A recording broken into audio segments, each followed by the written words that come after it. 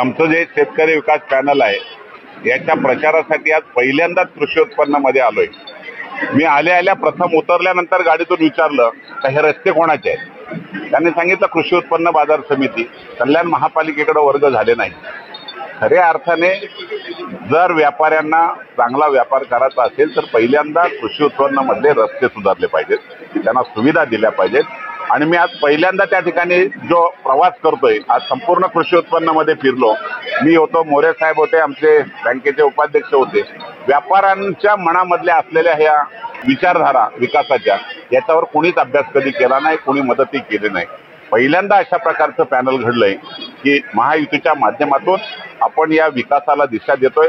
विश्वासाने सांगतो तुम्हाला 18च्या 18 सीट निवडून येतात आणि मी निश्चितपणे या कृषी उत्पन्नाला, या विकासासाठी लागणारा निधी जो राज्याचे मुख्यमंत्री आपले देवेंद्र फडणवीस साहेब असतील, उपमुख्यमंत्री एकनाथ शिंदे साहेब असतील, महत्वाचं अजितदादा पवार उपमुख्यमंत्री आणि पणन मंत्री रावल साहेब यांच्या माध्यमातून आपण निधी घेऊन आणि MMRDAच्या माध्यमातून काही डेव्हलपमेंटचा प्लॅन करून आपण या कृषी उत्पन्नाला दर्जा देण्याचा चांगला विचार करूया।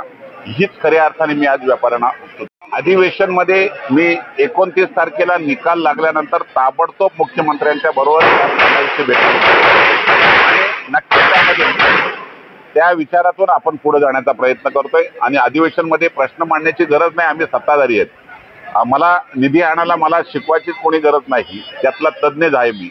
आणि माझ्या मतदारसंघात तुम्ही जर आले तर डांबरमुक्त मतदारसंघ महाराष्ट्रातला पहिलाच होतोय, कुठलाही मतदारसंघ आजपर्यंत नाही। आता ही पण APMC ही माझ्या हातामध्ये येते आणि त्यामुळे मला नक्कीच महायुतीचा एक समन्वयक म्हणून एक मनापासून काम करायला आवडेल। शुभेच्छा देतो व्यापाऱ्यांना।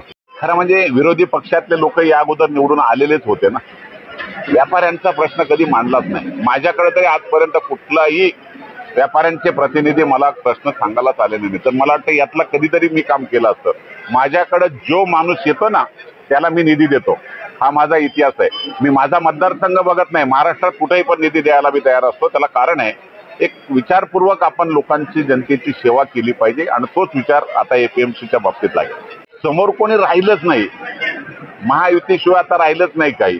तिन्ही नेतृत्व आमची मजबूत आहेत, त्याच्यामुळं वन साईड सगळं चाललेलं आहे। त्यामुळे तर 100% APMC महायुतीचे होते।